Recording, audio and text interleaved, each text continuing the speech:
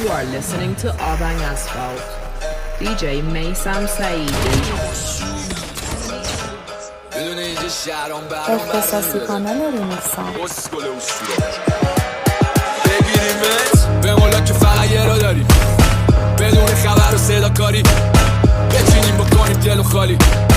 دشم بخواد بشه کار داری. خب باز ما با پول میشوریم شاقی، میدیم نوش میکنید شاقی، یه و توش میکنید چاقا قبلن هایی که به ما پوش میبریده. چاقا بپا این برا جنگه و بازی پشت خط آره قشنگه، دیدنی میشه اون دستی که تو فنگ سبز شه یه جلوت به قصد تنگه، یه و پم میشی زمین واسه بد میشی یعنی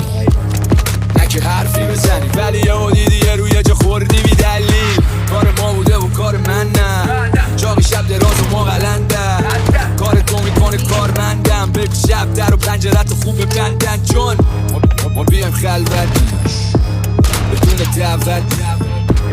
و نکن کلک زیاد، یه دیدی دیگه روی تن کلت میاد. منو هر جا میبینن میگن پادشاهی حاجم، تو الماسم اگه باشی یه تیکه رو تاجم، من سرم بالاست خطم بازه نکه خفنم، من سر لجه دنیاسم میشه کج دهنم، توی مسیرم سینه کوبید و پا دوید زیرم، جا نزدم با این که خیلی ناامید میشم، گاهی جنگی بعضی وقتا قصه داره حرفام، بعضی وقتا شیک و شاد